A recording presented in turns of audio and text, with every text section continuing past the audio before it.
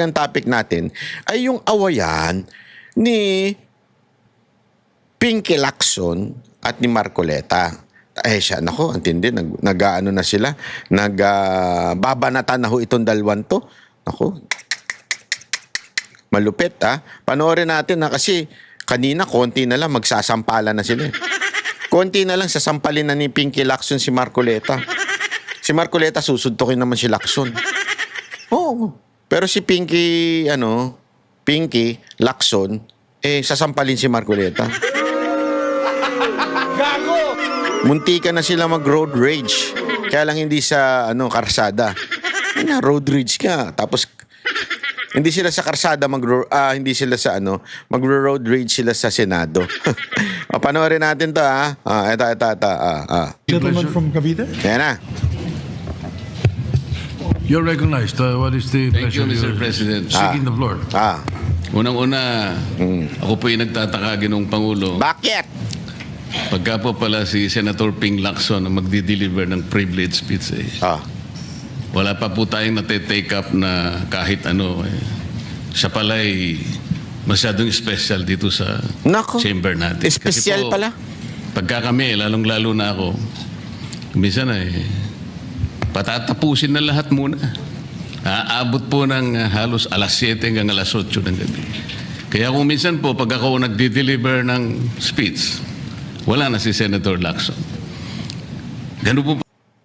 Ako, Senator Marcoleta, more than that.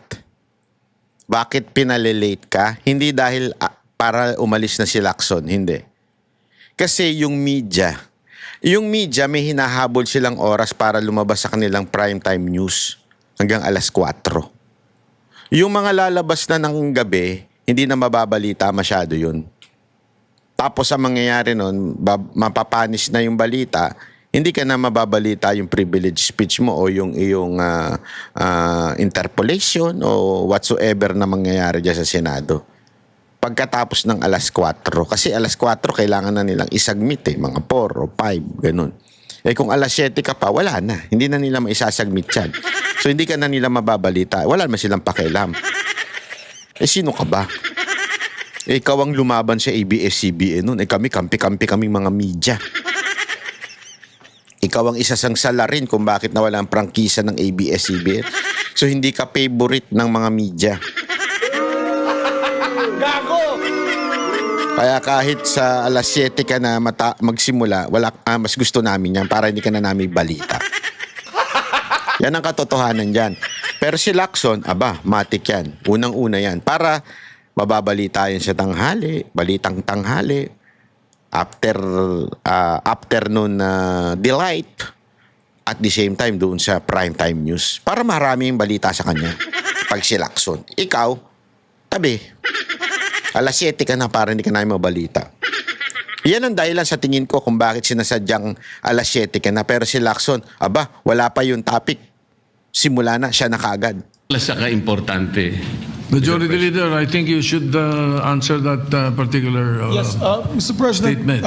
yung privilege speeches, alam mo, dalawang linggo na lang po naiiwan with due respect to Senator Marcoleta. Talagang tinutulak natin yung legislation. Una, yung privilege speeches, we put always, and it's been a practice in the past, in the tail end of the discussions, because the privilege speeches can take up a lot of time.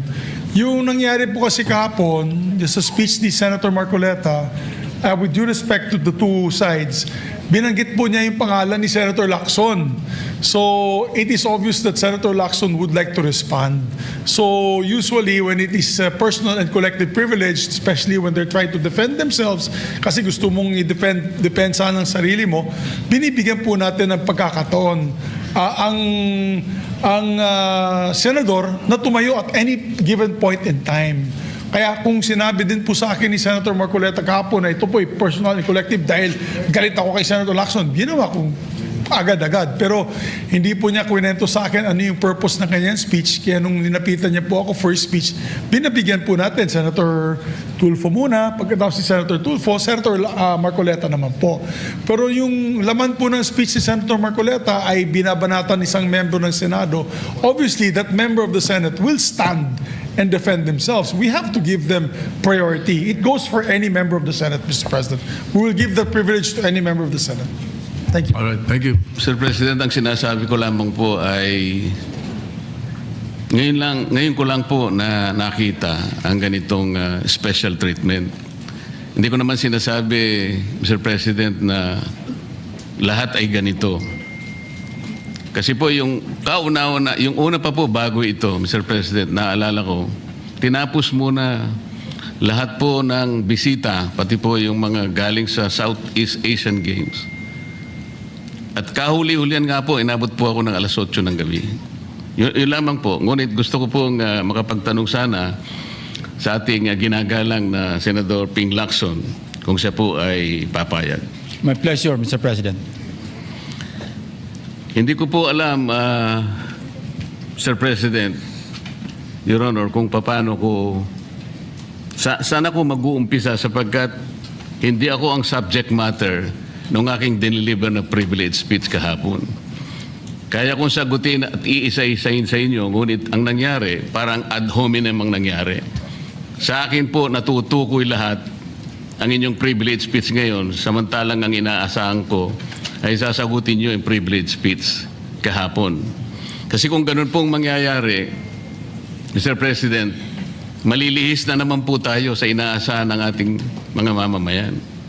Dito lilitaw ngayon ang nauna pong mga patakarang nakita ko sapagkat kailanman hindi natin makakalimutan at huwag nating kalimutan na talaga pong nilimas po ang kabangbayan. Yun na po yung gusto nating pag-usapan dito. Nako.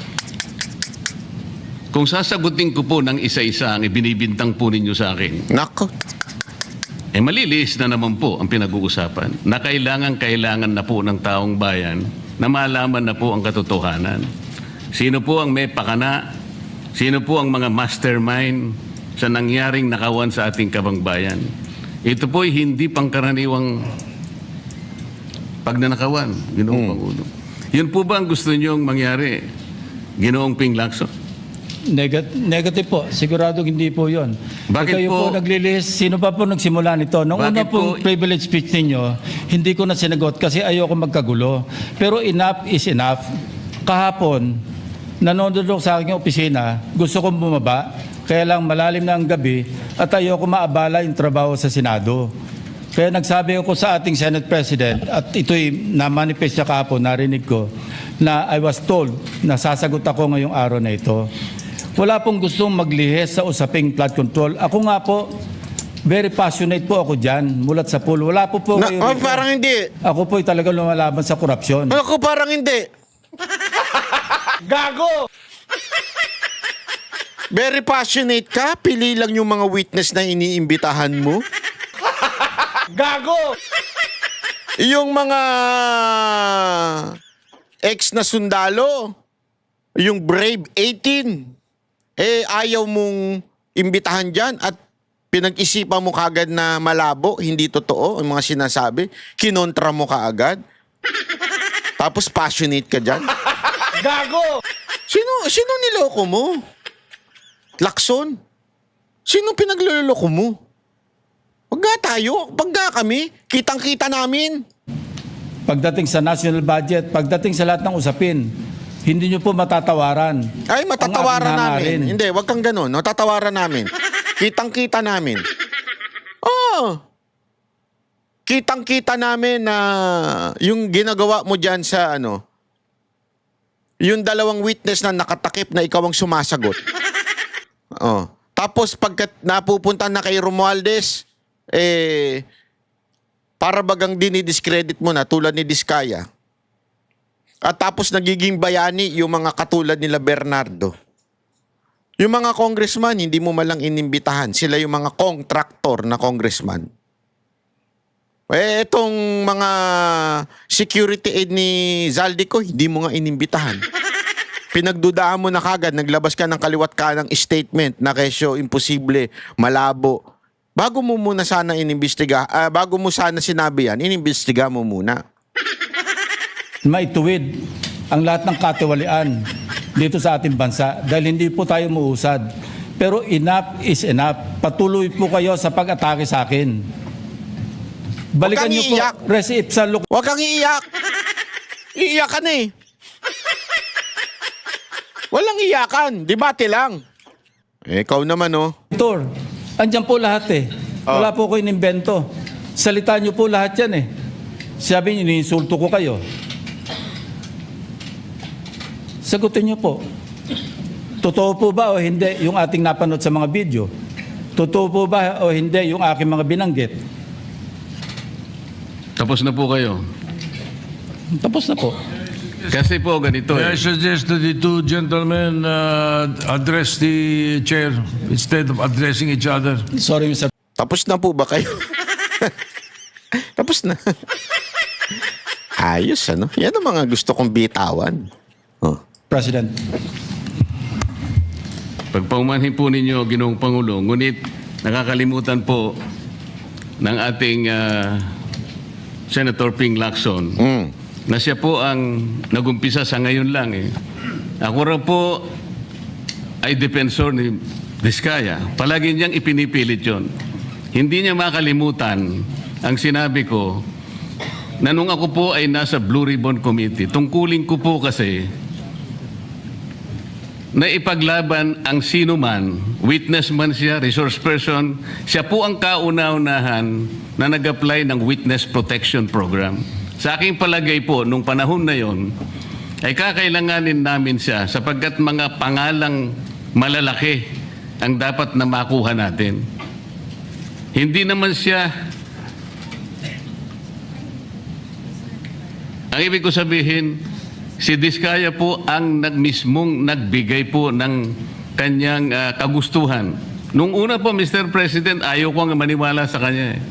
Kaya sinabi ko sa kanya, gumawa ka ng sulat, kahit sulat kamay, para sa ganun, walang masabi ang iba na parang ako pang nag-initiate sa'yo dahil hindi kita kakilala. Kailangan malaman muna natin kung ano ang laman ng iyong testimony. At kailangan ma-determine natin kung talagang meron kang may kukontribute na mga pangalan. Kasi importante na lumitaw ang mga pangalan ng mga taong talagang utak ng pagnanakaw na ito. Yun po ang pinag-umpisahan nun eh. Dahil mabigat ang kanyang gagawin, Mr. President, nakita ko sa kanyang kagustuhan na siya sumailalim sa Witness Protection Program. Kinilala ko naman yun, Mr. President. Malalagay nga sa alanganin ng buhay niya. Yun po naman ay nakalagay sa batas eh. Bakit ngayon akusahan ako na ako pa ang nagdidepensa sa kanya? Nandun naman po sa batas eh. Kaya nga po nang ipilit po ng ating DOJ Secretary na pinipilit niya magkaroon ng restitution, sinabi ko wag mong gagawin yan. Wala naman sa batas yan eh. Ipipilit ninyo sa pamagitan ng memorandum ninyo na kahit wala sa batas para siya maging katanggap-tanggap na witness protection program witness, ay gagawin niyong mag-restitute siya. Wala po sa batas yun, Mr. President. Yun po yung nilalaban ko. Kung napagkamalan niya na dinidepensahan ko, hindi po pwede yung ganun, Mr. President. So ngayon, Sumaside, ano pa, no? Comment pa si Lacson, ano? Parang hindi senador. Gago! Ayun na naman siya, mga ganun-ganun. Ayun na naman siya. ngayon, pati ba naman ng asawa ko na independent director, kakalantariin pa rito. Saan ba natin pag-uumpisa ng pag-uusap na ito? Pagkatapos, ipipilit na naman ninyo yung Kalayaan Island Group. Ano po ba patakaran dito, Mr. President? Ginoong Lacson? Kailangan bang samot-samot ang gagawin mo para sa isang privilege speech? Kayo po'y matagal na sa Senado. Alam ko po, kabisado nyo yung patakaran dito. Ang isang privilege speech nakatutok lang sa isang subject matter. Pero kung gagawin po ninyong samot-samot ito, at pagkatapos ay mag-uumpisa kayo na parabang ang nilalaman ng privilege speech ninyo eh puro ad hominem. Wala po tayong matatapos dito. Ang hangarin po natin dito ay yung subject matter na pinipilit natin sapagat ito po ang inihintay ng taong bayan. Kung sasagutin ko po ng isa-isa at ang iba po'y sinagot ko na, ay lalayo po tayo. Yan. Ang akin pong tinatanong sa aking privilege speech kahapon, ay bakit parang hindi ninyo pinagbigyan ang ibang mga tao na napakarami nilang dapat sabihin para sa ganun malaman natin ang katotohanan. Kayo po ang nagsabi, Senator Lacson, Mr. President, napupuntahan natin lahat ng lugar na kung saan ang ebidensya. Hindi po ba kayo po'y nagpahayag noon dito sa plenaryo, Mr. President, Senator Lacson, at sinabi nyo na ang presidente ay name drop ni Yusek Bersamin. Hindi ko man lang po nakita yung kanyang katauhan na ipinatawag nyo dito.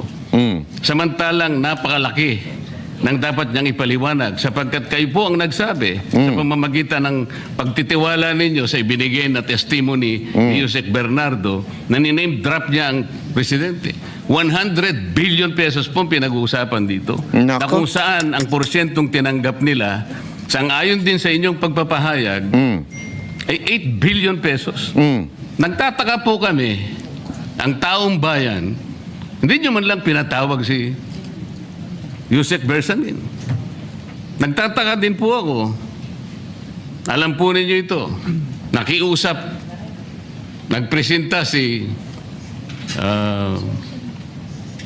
ex-Governor Chavit Singson.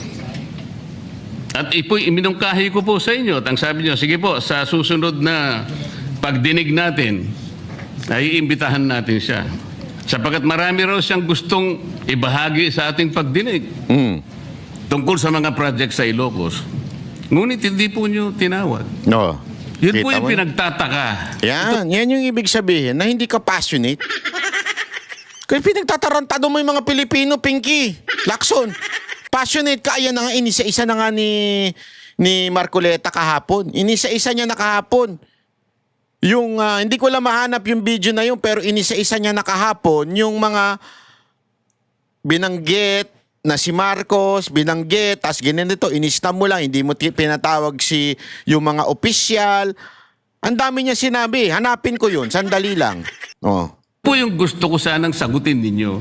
Sa akin po, wala nang kwenta kahit na ako'y patutsadahan ninyo. Oh, yun. Na ganito ako, ganito kami, ganyan. Yun. Hindi na po Problema. mahalaga sa akin yun eh. Tama. Ang mahalaga po, Mr. President, Yung ano? ang taong bayan ngayon Ayaw. na naghihintay ng kasagutan Ayun sa ang maraming tama. katanungan nila. Ayun. Kung magagawa pa natin na buklatin lahat ang dapat buklatin. Tama. Kilalanin kung sino dapat kilalanin. Ang gusto ko pa po sana, Mr. President, sana sagutin po ninyo, Senator Lacson. May I respond, Mr. President? May I respond, Mr. President? Patapusin mo muna. Go ahead. Mr. President, Your Honor, have you read the partial committee report? Ganito po ang nangyari, Mr. No, have you read President. the partial committee report? That is my Sandali! question, Mr. President. Papaliwanag ano to, yes or no lang din? Kapwa mo senador, yes or no lang ang sasabihin? Mag-antay ka, sasagot na nga eh. Nasa ko po, ngunit hindi ko po magawan ng paraan kung paano ko po itatrato. Kasi kahit na po ganun ang nangyari, tiningnan ko po eh. Kaya lang, sabi ko sa mga staff ko, nung mag-meeting kami, bakit ka ako wala man lang pirma ito? Ito po taliwas po sa inyong ipinahayag kahapon. Sinabi niyo President, rito, If I may be natanggap allowed, ko. Mr. President. Sandali lang! Patapusin niyo muna. Patapusin nyo muna. Patapusin. Patapusin. Nagbibida-bida ka na naman, Pinky Lacson eh. Patapusin mo. Ako, para may paliwanag ko kung bakit hindi man lang ako sumagot sa inyo dito sa ibinigay niyong material na ito. Kasi sinabi po ninyo, for one, I have it on record that his office already received a copy of the BRC Parcel Committee report as early as February 11, both hard and soft copies, but he has not signed it, even with I dissent remark. It follows that as chairman, I was first to sign before routing the same contrary to his claim that I did not. Kahapon lang po namin nakita ito, Mr. President. Pero hawak ko po dito yung ipinrint naming kopya na nakuha lang namin sa isang link sa PDF document. Kami lang po nagprint nun. Wala pong pirma. Mr. President, we assume that it came from the office of Senator Lacson or probably from the Blue Ribbon Committee, I would not assume otherwise. So sabi ko, kung walang pirma ito, wala man lang covering letter, ano bang gagawin namin dito? Gagawin ba nating banderitas ito? Ganun po ba yung Pamunas ng puwet pag natai ka dyan sa may beach. May mga nagkakamping pag walang tissue, yun na ginagamit pamunas ng puwet. Kadiri ba natbay? bibigay ng isang importanteng dokumento? Kung inaakala po yung importante ito, bakit wala naman pong pirma man lang? Sa akin So palagay, hindi po ganon ang pagtrato sa amin bilang miyembro ng Blue Ribbon Committee. Dapat man lang sana, kahit na initial nyo lang po at meron siguro kayong instruction doon, anong gagawin namin dito? Now, before Senator Lacson responds, will you... Ayan, to the rescue na yung boyfriend ni Lacson. No, si Soto. O, linawin ko lang uli ha, pag sinabi kong boyfriend, hindi yung jowa ha. Boyfriend, kaibigan na lalaki. O, matalik na kaibigan ng lalaki. Kaya nga, boy, tapos kaibigan. Hindi jowa ah. Kasi pagka jowa, tatawagin kong jowa yan. Pero hindi jowa, boyfriend. Yung boyfriend ni Lacson, to the rescue. Oh. Answer the question. Did you read it or not? That was the question. Yes, Mr. President. You read it. Okay, Senator Lacson, go ahead. Yes, Mr. President. I mentioned it in my privilege speech. Binigyan po natin ng tigitigis ang kopya na may watermark ng kanilang opisina. Una, nagkaroon po tayo ng isang masamang experience na nag-leak yung nauna ng ni-route na committee report. So naisip namin, para matunto natin kung saan opisina manggagaling ang leak, bigyan natin ng tigitigis ang kopya. Hindi po talaga pipirmahan yun kasi advance copy po yun eh. Nasabihan po namin ang kanilang mga staff na kapag ready na sila na pumirma at nabasa nila, hudyatan nila kami, ipapadala namin yung physical or yung hard copy. Nandun po yung signature page, nakapirma po ako doon. Hindi ko po pwede ikalat yun nang wala akong pirma kasi ako yung chairman. Hindi niyo po narinig yung aking paliwanag sa aking privilege speech na talagang walang pirma yung aming ikinalat sa bawat miyembro. Bakit? Dahil yon para lang mapabilis kasi 400 pages po. Alam ko magtatagal mabasa. So para simultaneously, isipin niyo po Mr. President, kung isang kopya lamang yon na aking igagala sa 17 o 20 miyembro ng Blue Ribbon Committee, isang taon po baka hindi pa tapos mabasa. So gumawa kami ng nag-devise po kami ng isang pamamaraan para simultaneously, sabay-sabay nila mabasa with the advice to their staff na kapag nabasa na at ready ng pumirma, sabihan kami, dadali namin yung kopya na mayroong signature page at sa kanila pipirmahan. Katunayan kahapon po si Senator Bam Aquino. Binigyan namin sa kanya yung may signature page at pumirma siya. Hindi po matatapos kung yung 467 yata na pages, iisa-isahin namin iikot. Mahirap po.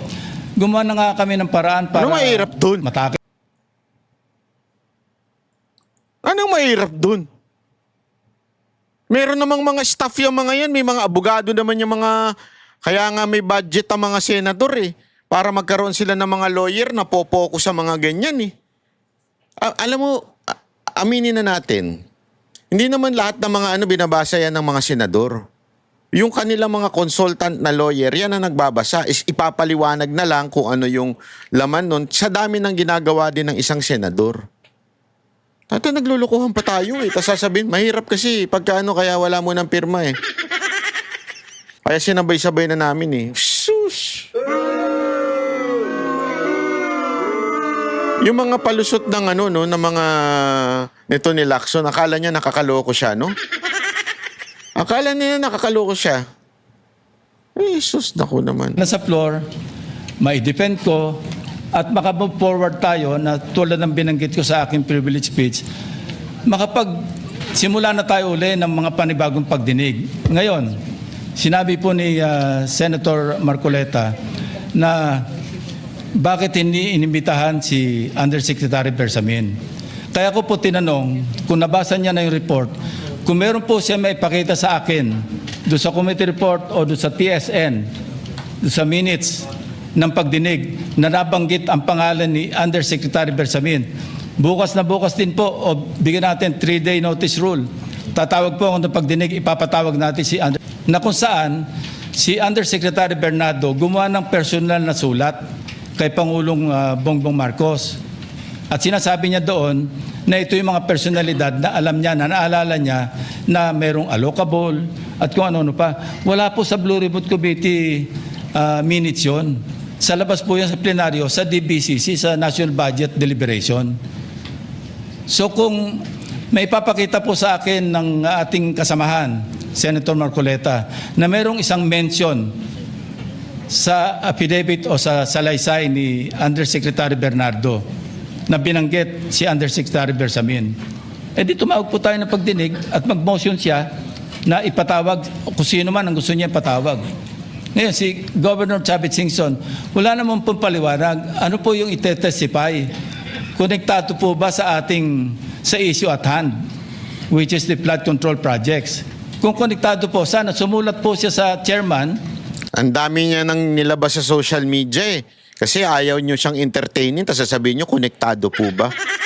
Di ba sinabi niya na nga yung Ilocos Norte, ang daming ghost flood control, tapos sasabihin ninyo, ay, konektado ba yan pag-uusapan ni ano? Wow! Wow! Gago! At sinabi niya, ito yung lalamanin ng itetestify o ito yung naka-attach yung draft affidavit ni Governor Chavit Singson. Sino naman ako para tumanggi na ipatawag kung sino man yung resource person? Nagpadala nga siya ng surprise witness, siya lang nakakaalam eh. Hindi ko po inawat eh. At Mr. President, sandali po, hindi pa ako tapos. Alam mo ba't di mo inawat? Hindi mo kasi expected yon, yung surprise witness na yon. Kaya nung mga pangalawa, pangatlo na pagdinig, ikaw ay naging maingat na sobra. Remember, kakapalit pa lang ng Blue Ribbon Committee head noon at that time. Dating si Marcoleta, tapos si Lacson. Tapos, naglabas siya ng surprise witness. After nun, maingat na kayo sa lahat ng magagawing hakbang. Kontrolado nyo na yung Blue Ribbon. Ewan ko kung napagalitan ba kayo ni Romualdez. O baka napagalitan kayo ni Marcos. Kasi yung surprise witness, patungo na kay Marcos. At nung hinanap kong pilit, pinagtanong ko yung mga addresses, lahat ng mga kakilala ni Gutesa. At inalam po namin sa pamamagitan ng CCTV footage, baka naman merong sumalubong o merong kasama na pwede natin matunton kung nasan si Gutesa. Ganun po kasi ang aking pagnanais na talagang get to the bottom of this issue. Pero bigla po nawala eh. Ano po magagawa ko? Mr. President, wala nga pong nakasulat dun sa transcript tungkol nga po dun sa binanggit niya sa plenary na pangalang Adrian Bersamin. Paano nga pong mababanggit doon, Mr. President? Hindi nga niya pinatawag eh. Samantalang dapat niyang ipatawag, siya mismo ang nag-highlight. Isipin po ninyo, nagawa po ni Senator Lacson na isama sa plenary debates ng ating 2026 budget. Ganun ka-importante ang bahagi na yon, Mr. President. Hindi ba dapat ipinahayag mo yun eh? Malaking bagay yun. Ibinulgar mo pa nga eh. There are 2 public officials I will reveal this morning. May paganon-ganon pa yun, At hindi mo pinatawag. Kung pinatawag mo yun, Tapos malinaw ang na usapan. malinaw, nalagay sana sa transcript. Ganun lang naman ang ibig sabihin eh. Sa mga tweet, iniwasan po, Mr. President, Ayaw. para hindi malagay sa transcript. Tama. Pagkatapos ikakatwiran po ninyo, kung nasa transcript, di sana, pinatawag ko. Baliktad po ang ginawa ninyo, Mr. President. Katulad din po sa 30 Nara Street sa South Forbes. Ilan po yung binanggit ng mga tao doon? Hindi ko po sinasabing totoo yun. Pero for purposes of the inquiry and investigation, Yan. kung talagang ganun, kalawak ang inyong pananaw. Dahil pati nga po yung pagpunta ni Gutesa, pati CCTV po pinakita ninyo. And dami po sana ang pagkakataon na nakita sana lahat ng mga binanggit ni Saldico na mga ginamit na sasakyan. Makikita doon sa pagitan ng alas 9 hanggang alas 10 ng umaga. tawagin natin yung kung sino man yung security agency doon. Pero hindi po ninyo ginawa eh. Pero sasabihin po natin, you wanted to emphasize one point. Kung nasaan ang ebidensya, ay talagang pupuntahan natin. Kayo po ang inconsistent eh. Pagkatapos ako ang sasabihin ninyong inconsistent. Tama, 'di ba? 'Yun naman talaga eh. Unti-unti na nababanggit yung, 'di ba, yung Yusek Bersamin. Siya, alam mo kasi malaking malaki yung papel ni Yusek Bersamin dito eh sa issue nito eh. Siya, sabi nga nasa kanya nga daw yung maraming text messages and calls, 'di ba? So, alam natin, kaya lang iniwas doon eh. Pero, ang sinasabi ni Lacson, where the evidence leads us. Evidence leads us. Pambihirang buhay, Ereo. Paano nangyari yun? Oh, kaya inconsistent itong si Lacson. Ang dami po eh. Nakiusap ako na, sabi nga natin, ang dami pong tumuturo sa pangalan ni Martin Romualdez. Ayun. Ayan na. Inimbita po ninyo. Hindi. Hindi dumating. Nakiusap ako, naimbitahan uli. Ang sabi po ninyo sa pamagitan ng inyong interview, kung pupunta siya rito, welcome. Kung hindi siya pupunta, wala tayong magagawa because of interparliamentary courtesy. Mr. President, hindi po karaniwang pagnanakaw ang nangyari sa kasaysayan ng ating bansa. Hindi po ba ninyo naiisip, mismong kabang bayan ang tumagilid pagkatapos magtatago kayo sa prinsipyo o doktrina ng interparliamentary courtesy? Kung ako po ang chairman ng Blue Ribbon Committee, Mr. Chair, Mr. President, hindi ko po igagalang interparliamentary immunity sapagkat ang pinag-uusapan dito interes ng mamamayan. Huwag po tayong magtago kung saan-saan. Tama. Sinabi po ninyo, Mr. President, Senator Lacson, yung Apostille Convention. Hindi pa pinahayag po ninyo sa isang pag-i-interview ninyo na kung si saldi ko lamang ay makakuha ng isang subscribe statement, kahit sa Zoom lang, ipatatawag namin siya. Ayun. Bakit hindi po ganun ang ginawa ninyo? Pwede naman siyang mag-Zoom pagkatapos na magkaroon ng apostilled sworn statement. Bakit hindi po ninyo ginawa? Meron naman pong Zoom eh. Natatakot yung tao. Nanganganib ang kanyang buhay. At palagay ko naman, nanganganib nga talaga. Iintay pa po ninyo na humarap sa inyo? Pwede naman ang Zoom eh. Kung talagang gusto nyong tuntunin ang lahat ng mga ebidensya na dapat nating puntahan. Ito po yung pinupunto ng aking privilege speech kahapon eh. Hindi ko nga po alam na kapag ako po ang magdi-deliver ng privilege speech, Mr. President, palagi po kayong nawawala. Kasi nga, nasa bandang huli na po ako eh. Ayun. Pero kung talagang gusto nyo lang, Bakit ka lagi nawawala, Lacson? Nagtatago ka ba? O takot ka sa katotohanan?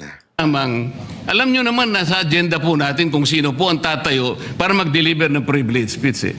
Ayoko pong isipin na sinasadya ninyo. Ngunit narinig naman po ninyo eh.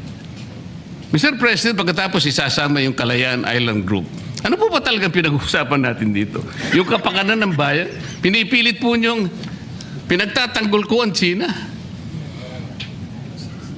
Sa March 12 po, Mr. President, Senator Lacson, sana po may panahon kayo sapagkat ipinatawag ko sa pagitan ng isang resolution at ito po ay alam na ni Senator Erwin.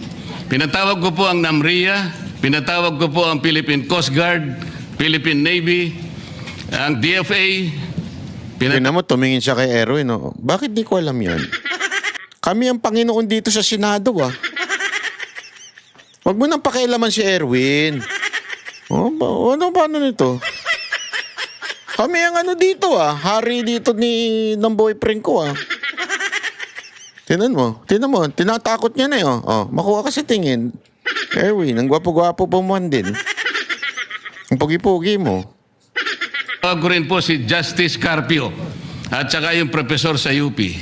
At kung sino man po ang interesado, pero once and for all, malaman po natin dito kung sino ang sinungaling, kung sino ang makatsina, kung sino ang nagagaling-galingan at nagpapanggap. Yan. na expert in international law. Sana Ay, exciting yan, exciting. Yan ang exciting. Gusto kong pumunta dyan. Naku. po, Senator Lacson, nandun po kayo. Mr. President, may we hear from the chairman of the Foreign Relations Committee because his name was mentioned. May I just confirm if indeed he will call for a hearing and invite those people mentioned, Mr. President? Bakit? Bakit kailangan itanong dun? Hanap kampe? With due respect, Well, as requested, if you would like to respond, Senator Erwin Tulfo. Thank you, Mr. Chair. This morning, I have received a letter from the Department of Foreign Affairs citing that they cannot attend, including NAMRIA, Mr. Chair, and we have already written to the various chiefs of staff of the members of the Committee on Foreign Affairs. They cited, including NAMRIA, that they cannot attend because of the fact that it is a matter of national security, Mr. President. And I also have a copy that will be sent to your office, Mr. President. The reason given by NAMRIA, Bakit kaya di Armed Forces aatin? of the Philippines and the Department of Foreign Affairs, Mr. President. in other words, Mr. President, the gentleman from Pampanga and Tarlac is confirming something that is not confirmed.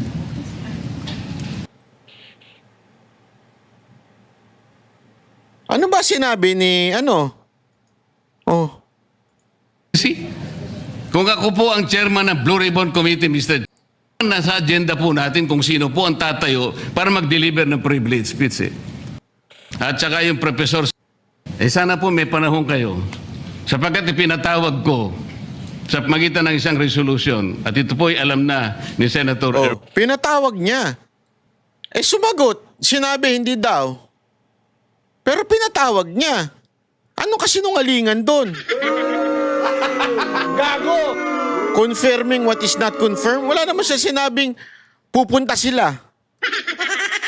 Hindi naman niya sinabing ganun Tanga ka ba, Lacson? Ako nagtatanong lang tanga ka ba? Ang linaw na sinabi ni Marcoleta, pinatawag niya. Ngayon, nasa kanila na yun kung pupunta o hindi. Halimbawa, gusto kong ipatawag si Ako pinatawag ko si BBM. Halimbawa, pinatawag ko si BBM para sagutin kung sipon ba yun o pulburon yung nandun sa ilong niya. Pwede ko bang sabihin na pinatawag ko siya? Pinatawag ko siya. Pero wala naman ako kinukonfirm na pupunta siya. Pinatawag ko po ang NAMRIA. From the Department of Foreign Affairs. Sinungaling talaga to si citing Lacson. that they cannot attend, including NAMRIA, Mr. Chair, and we have already written to the various chiefs of staff of the members of the Committee on Foreign Affairs. They cited, including NAMRIA, that they cannot attend because of the fact that it is a matter of national security, Mr. President. And I also have a copy that will be sent to your office, Mr. President. The reason given by NAMRIA, the Armed Forces of the Philippines and the Department of Foreign Affairs, Mr. President. In other words, Mr. President, the gentleman from Pampanga and Tarlac is confirming something that is not confirmed. Wala siyang kinukonfirm. Mr. President, that is too much of a statement.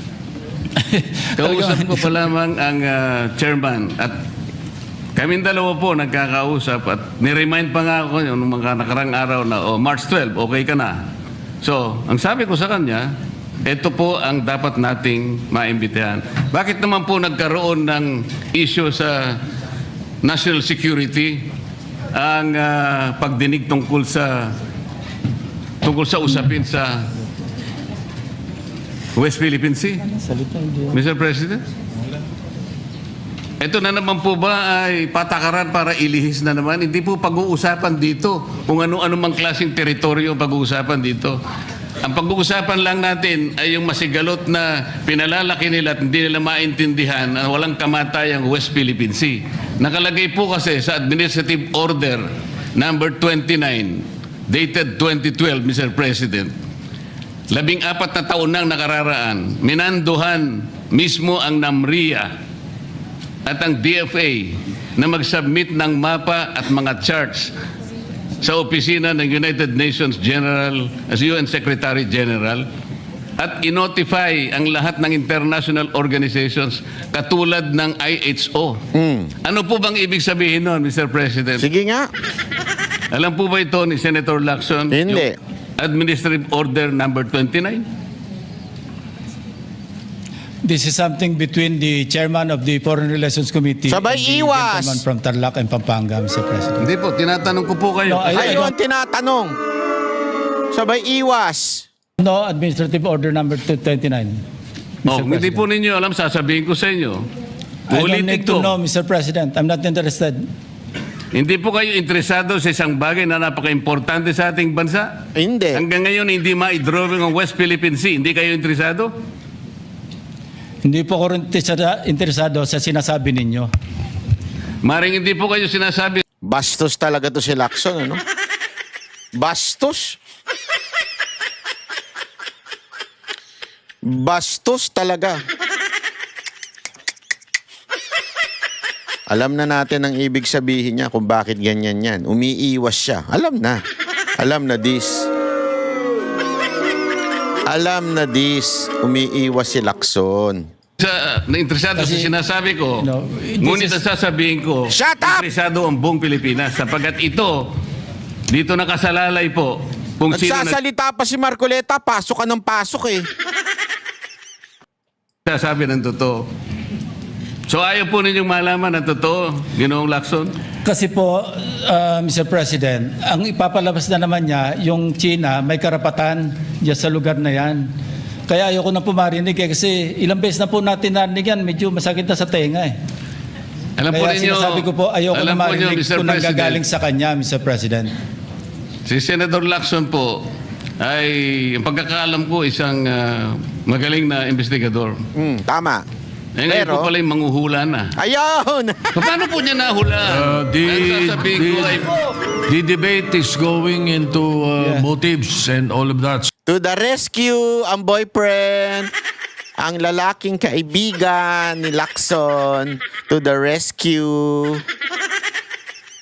Ay nako. Pagka hindi na masagot ni Lacson, to the rescue ka na.